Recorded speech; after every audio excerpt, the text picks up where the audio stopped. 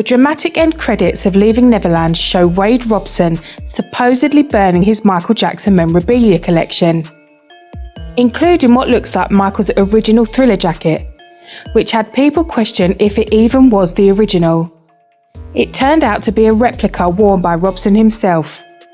The original Thriller jacket was sold by Julian's Auctions on June 25, 2011 for over $1.8 million.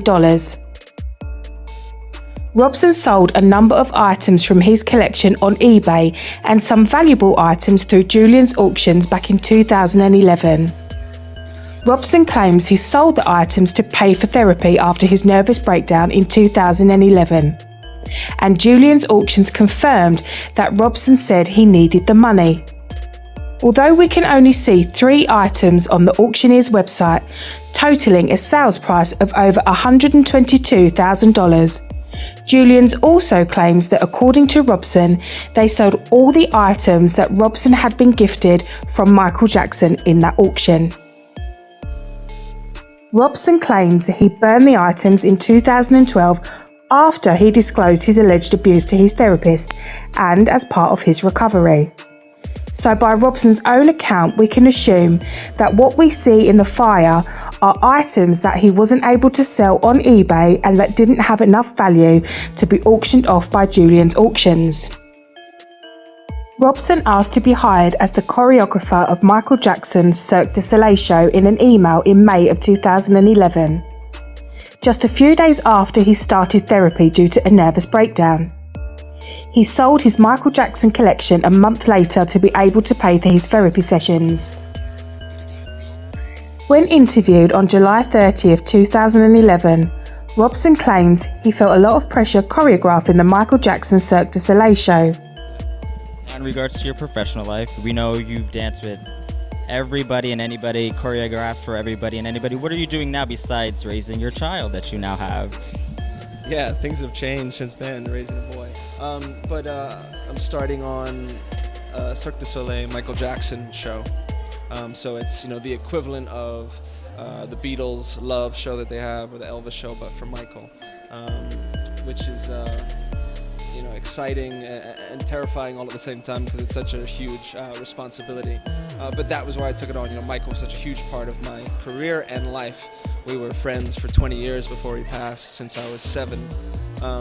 So it's an opportunity for me to give back a little bit to his legacy. It's such a big part of his legacy, and to make sure as much as I can that it's done right and it really represents his essence. So that's kind of a really big undertaking. But a spokesperson for the Michael Jackson estate told TMZ that Robson was on the list of choreographers, but his son got sick and he wasn't used. The spokesperson also said there was never a contract between Wade and the show. If Robson really would have been hired for the job, there would have been no reason to sell his collection in June of 2011. Surely not, since Robson claims he was still not aware that he was allegedly molested by Jackson until 2012, and supposedly loved Jackson as a father, a mentor and a friend. Amanda Robson says in Leaving Neverland that she had no knowledge when it came to child sexual abuse and didn't know how to help Wade. I had no knowledge of child sexual abuse or the psychological way it plays out into adulthood. I was incredibly naive on the subject. So to me, the fact that he had lied about it to me, I thought the repercussions must be something that affected, that he was scared of in relation to me or to us or his, I don't know. Yet only a few weeks ago, the website of the Robson Family Foundation claimed that Amanda was a child sexual abuse survivor herself, meaning she either lied on the website or she lied in Leaving Neverland. Either way, she should be completely dismissed as a credible source, since it proves she would lie about the subject one way or the other. The statement has since been removed from the website. While leaving plenty of inconsistencies in the film for people to debunk, the makers were smart enough to leave Safe Chuck's New York story out of the documentary. Usually, it is impossible to prove a negative, to prove that something didn't happen. But in this case, it is easily proven that the alleged abuse Safechuck describes on page 10 of his complaint is an outright lie. In his complaint, Safechuck claims that Jackson flew him to New York after the bad tour ended in January 1989 to spend some time alone with him after Jackson had performed at the Grammys in February 1989. During this visit to New York, the alleged abuse would continue.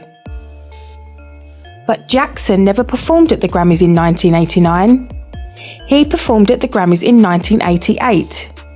The Grammys in 1989 weren't even in New York. They were in Los Angeles. Honest mistake, maybe? After all, Safechuck was only 10 years old at the time, so maybe he just messed up the timeline a little bit and he actually meant 1988? That scenario is highly unlikely. Safechuck mentions this event specifically because the sexual abuse would continue in the hotel room in New York, and he claims it was after the bad tour had ended. He only started attending the shows in June of 1988, so he could not have meant an earlier date than that. Besides that, according to Safechuck, the alleged abuse didn't start until he joined Jackson on the tour in late June 1988.